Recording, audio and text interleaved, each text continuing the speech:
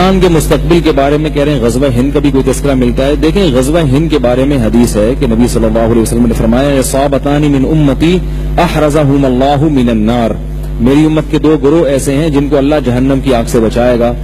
اصابۃ تغزو الہند واصابۃ تکون مع عیسی ابن مریم, ایک وہ جماعت جو ہندوستان پہ حملہ کرے گی اور ایک وہ جماعت جو حضرت عیسیٰ کے ساتھ مل کے لڑائی کرے گی. اس سے بھی پتہ چلتا ہے حضرت عیسیٰ نے آنا ہے, اور غامدی صاحب جو کہتے ہیں کہ نہیں آنا, ان کا نظریہ غلط ہے.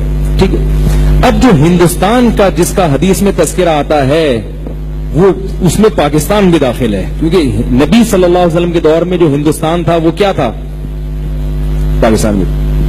تو جو پہلا فریق جس نے ہندوستان پہ حملہ کیا محمد ابن قاسم تھا, جس نے جو ہندوستان میں سندھ کے راستے سے آیا اور پورے ہندوستان میں اسلام پھیلانے کا ذکر, اس نے اسلام پھیلانے کا ذکر, وہ تو 100% اس حدیث میں داخل ہے, کیونکہ وہ لوگ تھے جنہوں نے ہند پہ حملہ کیا تھا, جس میں پاکستان بھی تھا, کہ پاکستان پہ بھی اٹیک کیا تھا انہوں نے. اس وقت جو تھے نا, یعنی سب یہاں ہندو اور وہ دوسرے مذاہب رہا کرتے تھے, تو وہ اٹیک کر کے آئے اور اس کے ساتھ مجاہدین آئے اور پورے ہندوستان پہ آہستہ آہستہ ان کی اولادیں قابض ہو گئی. اس کے بعد جتنے اٹیک ہو رہے ہیں وہ اس حدیث میں داخل ہیں یا نہیں ہیں, اس کے بارے میں حدیث خاموش ہے. اب علماء کی آراء ہیں, اجتہادی آراء ہیں. بعض علماء کہتے ہیں نہیں, جب بھی ہندوستان پر حملہ ہوگا تو وہ اس میں داخل ہے, بعض کہتے ہیں اس میں داخل نہیں ہے. تو ہمارے پاس کوئی اس بارے میں صریح حدیث موجود نہیں. اور ویسے پاکستان کا فیوچر میں ہندوستان پہ اٹیک کا کوئی پروگرام ہے نہیں. اب یہ وہ دور نہیں ہے کہ ملک پر اتنے آرام سے اٹیک کر لیں. دونوں ایٹمی طاقت ہیں, ایٹم بم کھیلنا, انڈوں سے کھیل سکتے ہو, تم مجھے انڈا مارو میں تمہیں انڈا مارتا ہوں. برسات میں کھیلتے ہیں نا ٹماٹروں سے کھیلتے, تم مجھے ٹماٹر مار. اب یہ نہیں ہوتا کہ تم مجھے ایٹم بم مارو اور میں تجھے اٹھا کے بم ماروں. دونوں ایٹمی طاقت ہیں, دونوں یہ غلطی کبھی نہیں کرتے. اب جو جنگ ہوتی ہے وہ سرد جنگ ہوتی ہے, معاشی لحاظ سے اندر کھوکھلا کر دو, اندر تحریکیں کھڑی کرو کہ یہ ٹوٹ جائیں. تو اب ہندوستان پر پاکستان حملہ کر کے ہندوستان پہ قبضہ کر لے, ایسا نہیں ہو سکتا.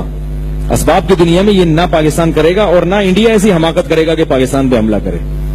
اب یہ ہو رہا ہے کہ ایک دوسرے کی جڑیں کھوکھلے کرنے میں. اگر انڈیا میں عقل ہوئی تو وہ پاکستان سے بنا کے رکھے گا کہ دوستی کر لو ان سے, جھک جاؤ ان کے سامنے. لیکن ان کے سیاسی حکمرانوں میں بصیرت نہیں ہے, اور جو متعصب ہندو ہیں نا, ان میں بصیرت نہیں, وہ مروا رہے ہیں اپنی قوم کو, پٹوا رہے ہیں. وہ عام ہندوؤں کا بھی جنازہ نکال رہے ہیں اور مسلمانوں کو بھی مروانے کی کوشش کر رہے ہیں, پورا ہندوستان کو. تو اب پاکستان اور ہندوستان کی جو جنگ ہوگی, اگر ہوئی تو اس پر ہوگی کہ کون کس ملک کو توڑنے میں کامیاب. پاکستان تو انشاءاللہ ٹوٹنے کی, کیونکہ جتنی بڑی بڑی کوششیں ہونی تھی ہو گئی ہیں. آپ کو پتا ہے ایک دفعہ یہ ہمارے جو جنرل, ابھی کیا نام ہے یار, جنرل راحیل جو ہے نا, جب یہ سعودی عرب گیا تو سعودی عرب کے بادشاہ نے کہا یار ہمارے ملک میں اتنے فساد ہو رہے ہیں, یعنی ادھر سے ایک میزائل وہاں سے آ رہا ہے, ایک ادھر سے یوں آ رہا ہے میزائل, اور یہ ہو رہا ہے, آپ پریشان ہیں. تو راحیل شریف نے کہا کہ تم لوگوں نے بھی پریشانی دیکھی نہیں ہے, ایک بم وہاں پھٹ گیا, ایک وہ ہو گیا, یہ تو ہمارے بائیں ہاتھ کا کھیل ہے. ہمارے ہاں جو ہم نے پریشانیاں دیکھی ہیں, ادھر 1000 کلومیٹر پہ انڈیا, اتنی بڑی پاور وہ بیٹھا ہوا ہے, ادھر پورے 1000 کلومیٹر پہ امریکہ بیٹھا ہوا ہے افغانستان میں, اور انڈیا کو بھی بٹھایا ہوا اس نے. اور پھر ادھر صوبہ سرحد میں اندر سے تحریکیں چل رہی ہیں, ادھر سندھ میں, ادھر بلوچستان میں, اور ادھر کراچی میں. کہہ رہے ہم نے باہر ادھر بھی لڑے 1000 کلومیٹر پہ, ادھر بھی لڑے, ڈرون حملوں کا بھی مقابلہ کیا. اور جو ایجنسیاں غیر ملکی ہمارے بلیک واٹر کے نام سے گھسی ہوئی ہیں, ان کے خلاف آپریشن بھی ایک ہی وقت میں جاری. ملک کے اندر دشمنوں کو بھی ختم, باہر سے دشمنوں کو بھی ختم, اور بلوچستان کی تحریکوں پہ بھی کوشش. یہ ساری جنگیں الحمدللہ ہم کامیابی سے لڑ رہے ہیں, اور ہمارے اعصاب ابھی کمزور. میں پورا بیان نقل نہیں کر رہا ہوں, ان کا جو مفہوم بیان کر رہا ہوں. ہمارے اعصاب کا, تم نے تو پتہ ہی نہیں کہ دہشت گردی ہوتی کیا ہے. یہ کہتے ہیں ادھر پٹاخہ پھٹ گیا, ادھر سے جیسے ایک آدمی چاروں طرف سے بم گر رہے ہیں اور وہ وہاں سے بھاگ کر آئے, اور وہ دوسرا کہے یار ادھر شب برات کا پٹاخہ پھٹ رہا ہے, میں ڈر گیا, مجھے بچا لو. کہے گا بھائی تو پٹاخے سے ڈر رہا ہے. تو عرب لوگوں نے ابھی دیکھا نہیں ہے کہ دہشت گردی, اللہ بچائے سعودی عرب کو ہر قسم کی دہشت گردی سے بچا کے رکھے. تو پاکستان نے بہت سارے محاذوں پہ جنگ لڑی ہے, اور الحمدللہ اب کامیابی کی طرف جا رہا ہے. تو اب الحمدللہ کوئی ایسی سازش پاکستان کے خلاف اللہ کی رحمت سے پوری امید ہے مستقبل میں نہیں ہو سکتی جو پاکستان کو توڑ دے. اب نہیں ہو سکتی انشاءاللہ. تو اب جو ہے نا انڈیا پاکستان کا کچھ نہیں بگاڑ سکتا. اور میں نے بتایا آپ کو پاکستان نے تمیز سے بات کرنا. آپ نے دیکھا جنرل مشرف کا بھی بیان سنا ہے, ایک انڈیا کے ایک اینکر نے کچھ الٹی سیدھی باتیں کی کہ گوادر بن رہے ہیں, پاکستان چائنا کا غلام بن رہا ہے, یہ ہو رہا ہے. تو وہ کیسا جواب دیا ہے. چند سال پہلے تک پاکستان آرمی کا کوئی ریٹائر آفیسر اس طرح سے انڈیا سے بات نہیں کر رہا تھا, یہ سٹائل نہیں تھا.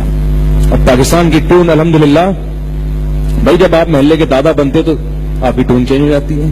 میں نے ایک واقعہ بتایا, ایک آدمی گیا, وہ چاقو نکال کے کسی سے کہہ رہے جیب میں جو کچھ ہے نکال دے.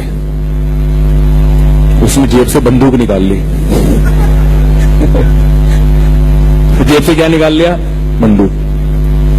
تو اب ٹون کس کی چینج ہوگی؟ اب کیا کہ تیری جیب میں جو کچھ ہے تو نکال لے.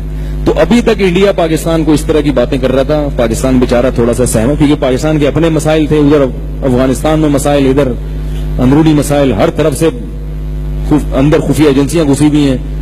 تو پاکستان تھوڑا گھبرا رہا تھا.